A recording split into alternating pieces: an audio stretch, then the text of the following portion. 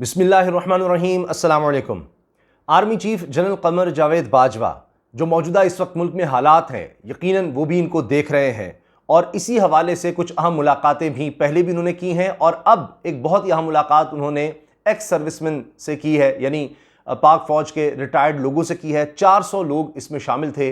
वहाँ पर जो बड़ी अहम स्टेटमेंट्स जनरल कमर जावेद बाजवा की सामने आई हैं, उसका हम जिक्र करेंगे कि ज़राए से हमें क्या पता चल रहा है कि क्या वहाँ बातें हो रही हैं। और ये अब बड़ी अहम स्टेटमेंट्स है, इससे पता चल रहा है कि मुल्क अब किस तरफ जा रहा है और इमरान खान साहब के हवाले से रिपोर्ट्स क्या हैं।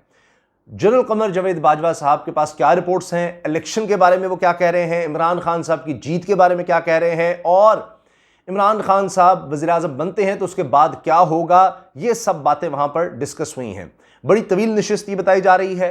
अच्छा, सिर्फ ये नहीं कि ये 400 लोग जो पाक फ़ौज के साबिक़ अफसरान हैं इन्हीं से मुलाकात हुई, बल्कि हाजिर सर्विस अफसरान से भी उन्होंने लाहौर में मुलाकात की है।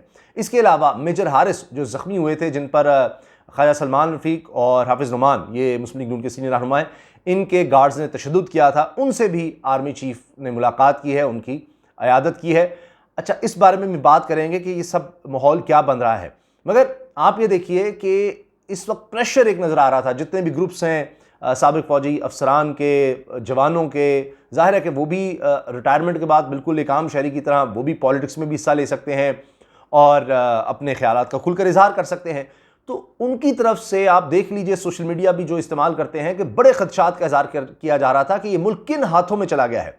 इमरान खान को निकाले जाने के बाद ये हो क्या गया है कि यानी वो लोग जो सरेआम पाक फ़ौज के ख़िलाफ़ बातें करते थे, ट्रेंड्स चलाते थे, चला रहे हैं, वो लोग मुसल्लत हो रहे हैं और फिर मुल्क किस तरह से चलेगा। यानी दुनिया की तारीख में ऐसा हुआ है कि बाप और बेटा जनाब सामने आ गए हैं जो दोनों ज़मानत पर हैं, जिनके खिलाफ ख़तरनाक केसेस हैं, यानी मनी लॉन्ड्रिंग के, FIA है, नैब है, लेकिन अब वो वहाँ पर तब्दीलियाँ भी कर रहे हैं, इदारों को पोलिटिसाइज़ कर रहे हैं। फिर मियाँ नवाज शरीफ क्या क्या नहीं कह चुके फ़ौज के ख़िलाफ़, मरीम साहबा ने क्या नहीं कह चुकी, मौलाना फजलुर रहमान हैं, दीगर लोग हैं, सभी। तो ये एक तशवीश तो यकीनन थी। फिर 40 लाख के लगभग तादाद है जो लोग फ़ौज से रिटायर्ड हैं।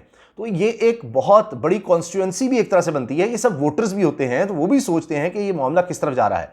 तो लगता है यह है कि ज़ाहिर है कि जो फ़ौज के अफसरान होते हैं वो सबसे ज़्यादा अहमियत जिस चीज़ को देते हैं वो ये कि क्या इस वक्त सोचा जा रहा है, उनके अपने लोग क्या सोच रहे हैं। वो अफसर ही नहीं माना जाता जो ये चीज़ ना समझ सके कि उसके अंडर जितने लोग हैं उनकी सोच क्या है, किस तरह फैसला वो उसने करना है, लेकिन उनके बारे में उसको पता जरूर होना चाहिए कि हो क्या रहा है। तो लगता यह है कि जनरल कमर जावेद बाजवा तक यकीनन सब चीज़ें पहुंच रही हैं। जो पाकिस्तान की तारीख के बड़े बड़े जलसे हो रहे हैं सब उनके सामने है, कोई चीज़ उनसे ढकी छुपी नहीं है और उनको ज़ाहिर है कि रिपोर्ट्स भी पहुंच रही हैं कि क्या हो रहा है, ये सारा क्या मामला है। इमरान खान साहब जिस तरह का बयानिया बना रहे हैं, आपने देखा अभी हाल ही में DGISPR ने भी एक प्रेस कॉन्फ्रेंस की थी, उसमें भी उन्होंने जो बातें की थी, कुछ चीज़ें क्लियर हुई, कुछ चीज़ों पर मज़ीद बहस शुरू हो गई। कम से कम ये उन्होंने क्लियर किया कि जी ये फ़ौज भी इसमें शामिल थी जो रूस का दौरा किया इमरान खान साहब ने, लेकिन बहरहाल फिर वो बहस भी छिड़ गई, मुदाखलत की और साजिश की, वो सब बातें हुई। तो हर एक ने अपने अपने मतलब निकाले। तो एक नज़र आ रहा है कि इदारों में तशवीश तो है कि ये क्या हालात मुल्क में बन रहे हैं और किसी भी तरह से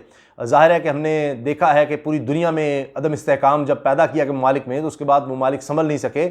अब ये दहशतगर्दी के खिलाफ जो जंग थी, बड़ी कुर्बानियों के बाद, बहुत कुर्बानियों के बाद इसमें बहुत ज़्यादा बेहतरी हम देख रहे थे अमन अमान की। अब ये कदम इस्तेहकाम जो पैदा होने की तरफ मुल्क जा रहा है, ये बड़ा ख़तरनाक हो सकता है और कोई भी मुल्क जो अंदर से अदम इस्तेहकाम का शिकार होगा, वो फ़ौज जो मर्जी कर ले, वो उसको किस तरह से मजबूत करेगी। तो लिहाजा इन चीज़ों पर लगता है कि काफ़ी ज़्यादा नज़र है। अब आप देखें कि इसमें जो ख़बर मुझ तक पहुँची है, ज़राए से मैं आपको बता रहा हूँ और अब ज़ाहिर है कि इस बारे में बात हो रही है, बहुत से लोग इसको डिस्कस कर रहे हैं कि जनरल कमर जावेद बाजवा ने क्या बताया है। तो एक तो जो सबसे अहम चीज़ है वो इलेक्शन के हवाले से उन्होंने कहा है कि इलेक्शन उनको होते नज़र आ रहे हैं और वो कहते हैं कि जी उम्मीद है कि हम एक जनरल इलेक्शंस की तरफ जा रहे हैं जो कि साफ और शफाफ होंगे। और फिर यानी उनको जो रिपोर्ट्स मिल रही हैं, जो वो जो देख रहे हैं, सब चीज़ों का पता लग रहा है, वो कहते जी कि लगता यही है कि इमरान खान जो हैं वो अगले वज़ीर आज़म होंगे।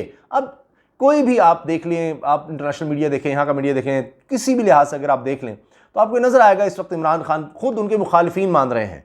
अब ये बात मान चुके हैं, शायद इसका इजहार आप कहीं ना कहीं देख लेंगे और बिटवीन द लाइंस तो ये बातें हो रही हैं या अपनी जो सिटिंग्स हैं उनमें ये सारी पीडीएम की जमातें कह रही हैं कि इमरान खान तो ले गया मामला, ये तो अब ले गया, अब इसकी 2/3 मेजॉरिटी हम कैसे कम कर सकते हैं, ये सिर्फ अब बात रह गई है। अपने लोग नाराज़ हो रहे हैं कि हमने कर क्या दिया है।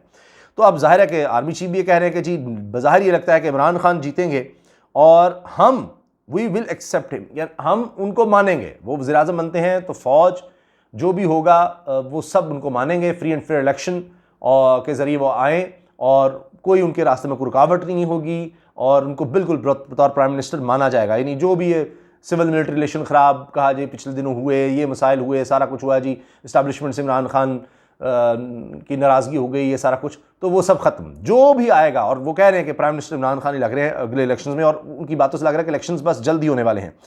तो फिर उन्होंने कहा कि जी ये जो भी इस वक्त हो रहा है, जो सियासी बहरान है, इसमें हमारा कोई लेना देना नहीं है और जो जुडिशरी है वो हमारे अंडर नहीं है, अदालतें हमारे अंडर रहकर काम नहीं करती।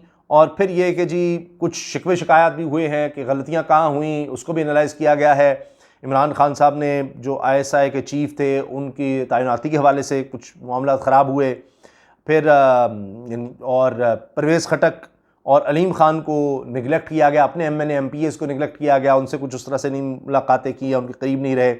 और हमने जहाँ तक हो सकता था सपोर्ट किया इमरान खान को मुख्तलिफ जगहों पर और लेजिस्लेशन में भी, इन सब चीज़ों में। लेकिन पंजाब में अच्छी चॉइस नज़र आई, जो यानी उस्मान बुज़दार हैं, इसी तरह से महमूद ख़ान खैबर पख्तूनख्वा में, इस तरह की बातें उन्होंने अपनी कोई असेसमेंट वगैरह इस लिहाज से दी है कि पॉलिटिकली क्या क्या गलतियाँ बज़ाहिर लगता है कि इमरान खान से हुई हैं। लेकिन ये बात उनकी कहना कि जी हम पूरी तरह से free and fair general elections को सपोर्ट करेंगे और लगता है कि वो होने वाले हैं, और इमरान खान जो हैं वज़ीर आज़म नज़र आ रहे हैं और हम उनको पूरी तरह से, यानी अगर वो वज़ीर आज़म बनते हैं तो उनके साथ होंगे, कोई माजी को नहीं देखा जाएगा या रुकावट नहीं बना जाएगा या हमारा कोई फेवरेट नहीं है, कुछ इस तरह से नहीं। तो ये बातें उन्होंने बड़ी क्लियर की हैं, क्योंकि अब ये बातें होने लग गई थी कि जिस तरह से कहा गया जी सिलेक्टेड थे, अब हालात ख़राब हो गए हैं, फ़लाँ है, ये है, वो है। तो लगता है कि जनरल कमर जावेद बाजवा ने उन चीज़ों को क्लियर करने की कोशिश की है, क्योंकि दबाव एक नज़र आ रहा है कि इदारों पर भी दबाव बढ़ रहा है कि ये सब क्या हो गया है। आप देख लें अली वज़ीर और मोहसिन दावड़, उनके बारे में बात हो रही है कि उनको कोई वजारतें दी जाएं, और जिस तरह से वो तकरीरें कर रहे हैं, अब उनका जवाब देने के लिए भी कोई नहीं होता असम्बली में। तो और इदारों के हवाले से जिस तरह से ट्रेंड बन रहे हैं, तो वो एक जो दीवार थी जिसको सिलेक्टेड कहते थे, वो गिरा दी गई और अब बराह रास्त हमले जो हैं इदारों पर शुरू हो गए। तो वो लोग तो डिफेंड कर ही नहीं रहे जिनको अब लाकर बिठा दिया गया। तो ये एक सूरत हाल थी। और अब असेसमेंट्स भी, इसका मतलब है कि हर सतह पर रिपोर्ट्स वही हैं जो अगर आप कोई भी इस वक्त पोल करवा लेंगे कि इमरान खान साहब की जीत यकीनी नज़र आ रही है, और लगता नहीं है कि ज़्यादा देर तक ये मामला चल सकेंगे जिस तरह की ये हुकूमत बनाने की कोशिश हुई है और सारे मिलकर बैठे हैं और जो कुछ भी किया है, जिस तरह से बाहर से डीलिंग हुई, यहाँ पर जिस तरह से मामला बनाने की कोशिश हुई, तो वो सब अब धड़ाम से गिरता नज़र आ रहा है और मामला आगे चलते नज़र नहीं आ रहे। और इसी हवाले से जनरल कमर जावेद बाजवा ने भी यूँ समझें कि अपने ख्यालात का इजहार किया है, क्योंकि जो रिटायर्ड लोग हैं उनमें बड़ी तशवीश पाई जा रही थी और उन्होंने खुलकर सवालों के भी जवाब दिए हैं। तो ये जनाब इस मुलाकात के हवाले से, उनके लाहौर के दौरे के हवाले से ये जो चीज़ें थीं वो मैंने कहा कि आपसे शेयर करें। आप इन बातों से कितने मुत्तफ़िक़ हैं, क्या राय रखते हैं, कमेंट सेक्शन में ज़रूर इज़हार कीजिएगा। अल्लाह हाफ़िज़। पाकिस्तान ज़िंदाबाद।